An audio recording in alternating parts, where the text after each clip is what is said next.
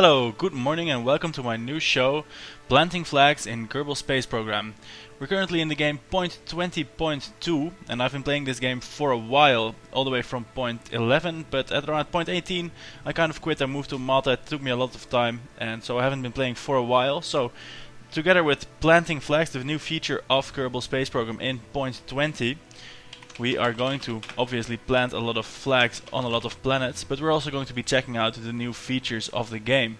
So I made my own flag and you will be able to see that properly when it's planted on the moon.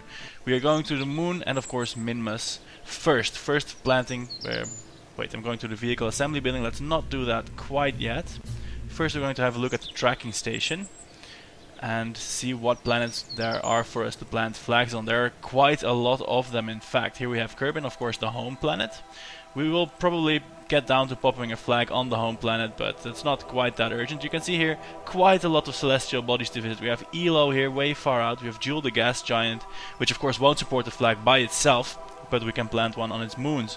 And of course Juna, the Mars equivalent, Eve, somewhat reminiscent to Venus. But first and foremost, we are going to be visiting Kerbal's very own satellite, the moon, and if we have fuel, Minmus, the second farther out one. In fact, we're going to be visiting this one first, because that means we can go out to our farthest target first, burning the most fuel, and that means we have a lighter vehicle left to land on the moon, which has the deeper gravity well.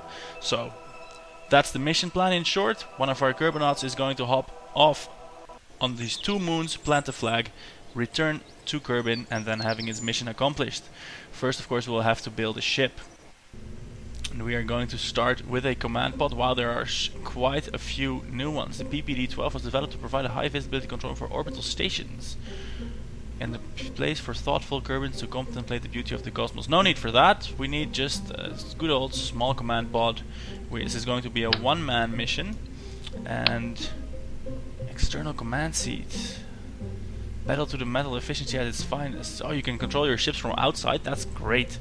What we're going to do now, though, is first attach some parachutes, because this is the last command pod. This one will be returning to Kerbal. So, where are these parachutes again? Wow, there's so many parts now. Here, this is a good parachute. We're going to go for the radial parachute. Put two of them on there, with the symmetry tool of course, and this will be our final descent vehicle. Of course it also has to land on the moon. Wow, more a skipper liquid, and wow. The smaller sibling of the mainsail, the skipper's power rivals that of large cities. I do like these developers, they make funny jokes. First of all though, we're going to build this to return from the moon back to Kerbal. So 1.5 fuel tanks should be able to do that. Where's our half fuel tank here? And of course we want to yes, we want this can plummet all. No, we need to be able to separate it before it hits the ocean. As you notice, I'm designing my ship from the last stage up, so to speak. We're now worrying about the stack that has to return back to Kerbal, and after that we're going to build the rocket all around it that will take it up into orbit to Minmus, have a module there to land and return to the ship over there, and then finally something that will land on the moon, which is going to be this, and then returns back home. So we're going to need a smallish engine.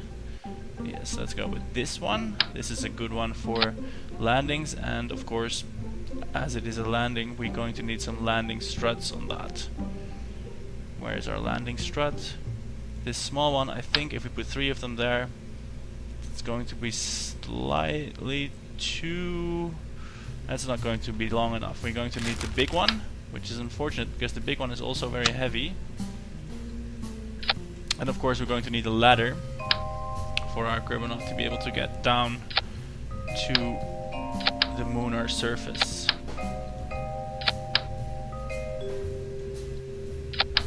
Right, our parachute is in place.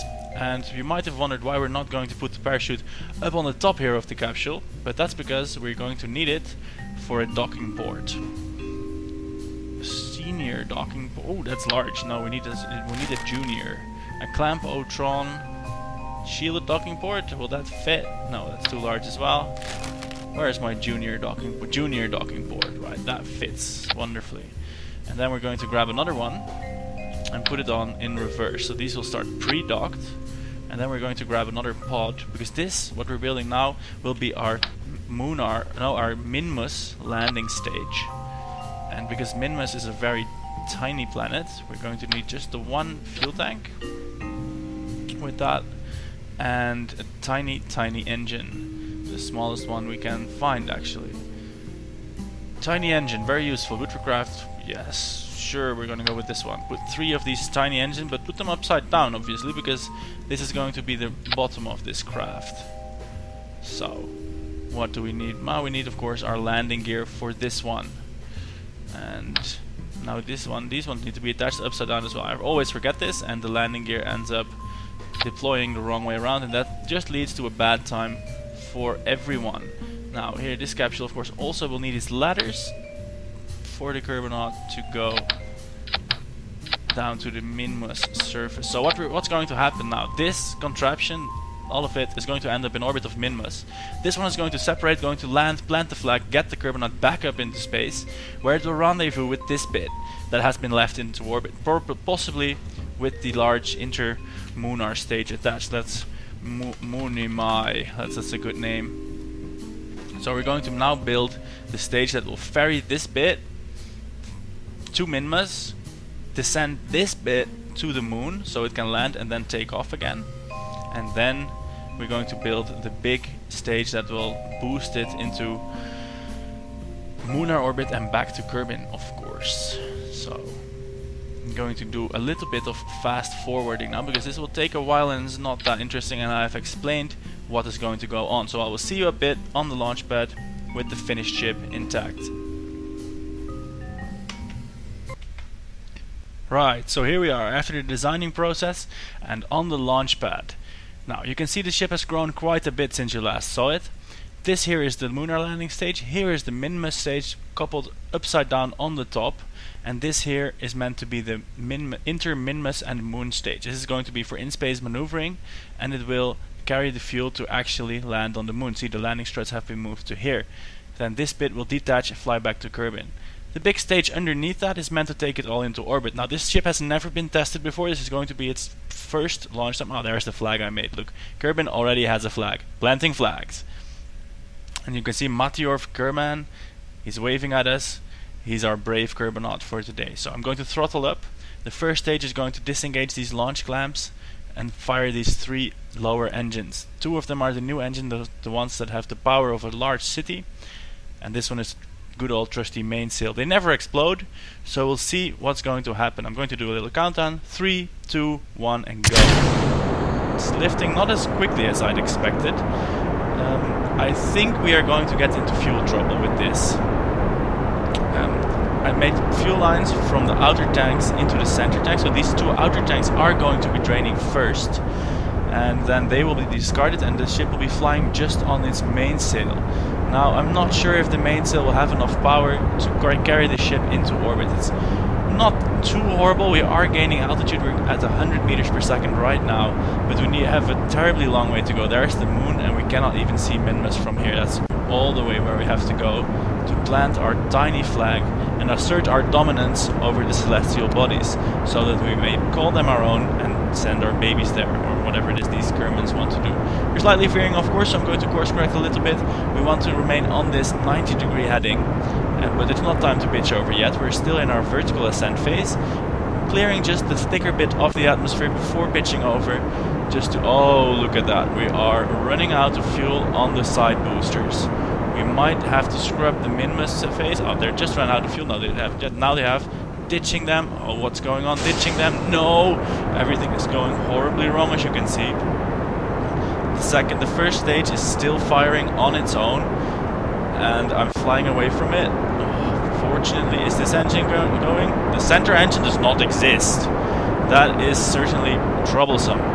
We're still gaining altitude, however. I cannot make heads or tails of these readings, though. We are losing fuel, we are losing power, but we are still going up. Our first stage has gotten on a life of its own. Minmus is now definitely scrubbed from the mission. We are going to be trying to go just for the moon. We will be jettisoning this Minmus stage, decouple it. We want to be rid of it. Oh, this was a bad idea.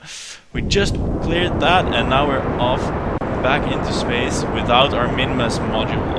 We are now going just for the moon with the little amount of fuel we have left. We might end up stranding our dear meteor up in orbit. I have a bad feeling about this. This fuel is also run out almost immediately.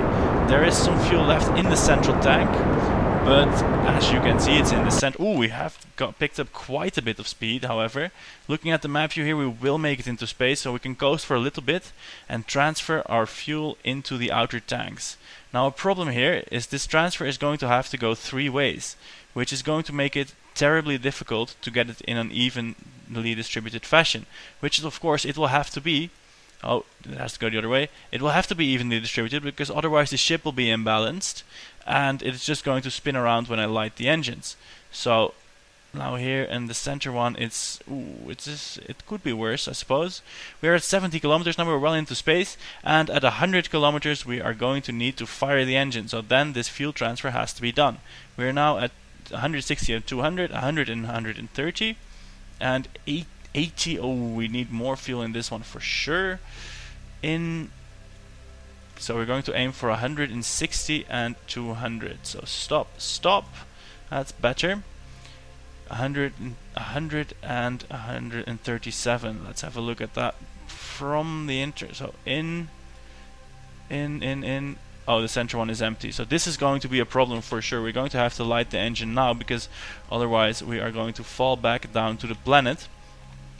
And we're going to point the ship along the horizon so as to establish orbit, and then just going to punch it. So on, and you can see the ship is going every which way because the fuel is not balanced. This is a problem.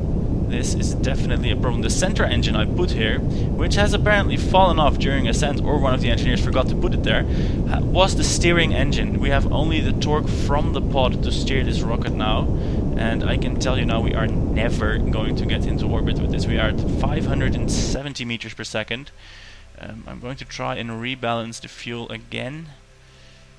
We need to put it from the fullest one, which is this one, into the smallest one, which is this one. Just a little bit. Out, stop, out, and stop. So this is almost equal now.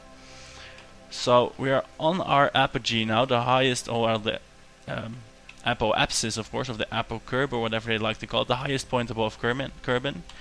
We can safely say that the flag planting mission on Minmus and the moon is in tatters. There is going to be no flag on Minmus, and there might be a flag on the moon, but it's going to be tenuous. The ship is not veering out of control as bad, but almost. Like pushing on the buttons, I cannot keep it straight. The fuel is just too imbalanced. So there's nothing to it but to ditch this stage as well. Please go ahead, now it's ditched. And we are now on our Kerbin descent stage, which is a sad thing indeed, because all our bits and pieces that were meant to take us to the planets are now, well, falling back to the home planet. So we can try to establish orbit for posterity, but I think no, this will establish orbit, but it will do nothing. All we can do is choose our landing site, try and not have it be in the ocean, because I want to plant a flag on this mission. If it's not going to be on the moon, it's going to be on Kerbin. So I'm going to boost this trajectory until we make it to the other continent, land there, and then plant the flag and pretend the mission was a great success. So please increase the orbit a little bit. We have enough fuel for this monster of an engine. Good old Maturf is pulling about 5 Gs at the moment, and if we look here, we're almost making it to the continent. I'm going to cut the engine now, and probably the rotation of the planet and our rather shallow descent will put us on land, and if not, we have some engine power left to fix that. We are going to make a rather spectacular re-entry probably. We are going at 2 kilometers per second, and as you can see, we have a fairly steep entry angle. So I'm pretty sure we are going to be seeing a few of the new Kerbal Space Program fire effects. Yes, that's right, there is now aerodynamic re-entry fire effects. They are still predominantly visual, actually exclusively visual. They don't actually burn up your ship or cause any damage, but it's a nice touch nonetheless. And we are going to see how exactly that turns out. I'm going to try and change my course north a bit, because then we can shift this trajectory here where the landmass is a bit wider and we have a better chance of hitting ground. So pointing it north, normal to our trajectory, and lighting up the engine once more. If you can see, it's angling north, and I'm going to cut the engine here. See how that did it. So we're going to land approximately here somewhere. We're at 40 kilometers right now, so I'm going to actually boost straight up because wind resistance is going to slow us down. Note that this is not something you can do with an actual rocket. The aerodynamic model in Kerbal Space Program is quite simplified. Of course, you can't point a ship sideways to its vector in the wind and expect it to stay in one piece. However, this is one of the merits of it being a game rather than a strict simulation. Look, here go the fire effects, and we're crashing through the atmosphere fast enough now to ionize it into a plasma, which is actually what happens in real life. You can see the trajectory is slowing, or well, we are slowing, so the trajectory is changing, and it's creeping towards the sea, but I'm hoping we have enough speed to clear the coast and land on the land, and then we can call this mission a resounding success, as we can plant a flag on land. Look, we're hurtling towards the coast in a fiery ball of doom. Mr. Matyorf here is looking quite worried, and you can see in his little portrait the fiery effects through the window. If you are tumbling like this in real life, you're not having a great day, and you will disintegrate quite spectacularly. Fortunately though, the effects here are only visual. We do need to turn around and apply a little bit more engine power, because as you can see, we are going to fall short, or at least terribly close to it.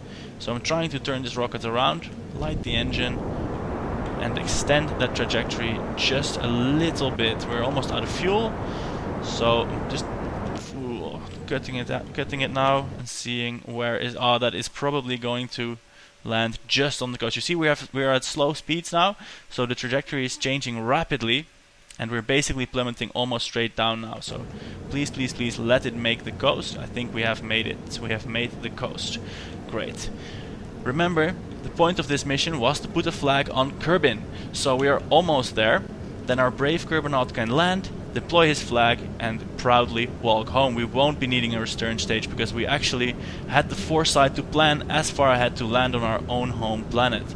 So, putting the last bit of fuel out of the engine, the fiery rocket plume. Now we are completely run out. This means we don't need this rocket bit and the steps. We haven't even used them, but we don't need them anymore. We're going to discard them.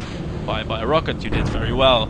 It's going to crash down. Hopefully there's not a city here, although I have it on good authority that this is an uninhabited continent which we'll be claiming for the Kerbal Space Program. Now you can see it was a really good idea to put these parachutes here, because we're falling through the air down to the planet, and any moment now I'm going to deploy them to save Matyorf Kermen's life. You can see we're falling not quite as fast as we were when we were coming through space. We are actually crashing into the air. This caused all this fire and all this heat, and in real life it works the same. If something is falling from space, when it hits the ground, it is going quite slowly, slower than a speeding jet. But before that it already crashed into the air, which makes it go really slow, and that's also where most things like meteorites explode and failing space shuttles as well. Oops, that was just in time, deploying that parachute. So when a satellite or a comet or something hits, well, if a comet hits the Earth, we're going to have a bad day, but if a meteorite hits the atmosphere, that's where it's crashing. That's where its multi-kilometer per second speed, it gets reduced to just a slow speed of a few hundred meters a second. Of course, this rapid deceleration will end in fiery death and explosions for most things, people, or objects.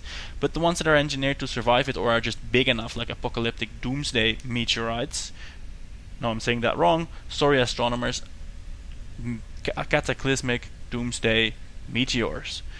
They will make it through the atmosphere, they will survive the collision with the air and make it to the ground, to have a second collision there which will ruin all our days if the films are to be believed. So here on the parachutes, using the air, we can gently slide down. We're going to use the time acceleration for a little bit. Oh, it's going to warn me that I should not use it with a large ship. Fortunately, this ship is anything but large. We made it efficient and small, so Matyorf could plant his flag on this wonderful, fresh and virgin continent. Reducing it to 1 times acceleration, and here we have landed. Mission success, and Matyorf is raising his hands and going to exit the vehicle. Here he is, space, let go of that railing, and I think I have to, yes, plant a flag, please, right here. So let's see how this goes. We have the flag, he plants it. Wow, it's my face with a flag. Oh, and we get to name the site. So we're going to mark it Great Success number 1. Here was boldly going nowhere fast. Apparently Maturov has a slight case of textual aphasia, and he wrote quite a little bit of gibberish on that plaque. Now he's going to climb back into his capsule, where he can await rescue from the authorities. They are on their way, and they will be there soon. Goodbye, Maturov. We will never be hearing from you again. End the flight. No, we don't want to end the flight. We want to just leave it alone so it can remain here. Well, okay, end flight, and you are now in oblivion. Oh, here, look, this is a damage log from the... Oh, the steering engine got caught on fire, so many terrible things happened. Anyway, thank you for watching. Next series we are going to make it to the moon or Minmus and get some flags planted. You can see here, oh, this is nice, you can see Great Success number 1 was planted on Kerbal at year 1, day 1, 14 minutes in. So this mission lasted a whole 14 minutes. Thanks for watching, and I'll be seeing you guys next time. Goodbye.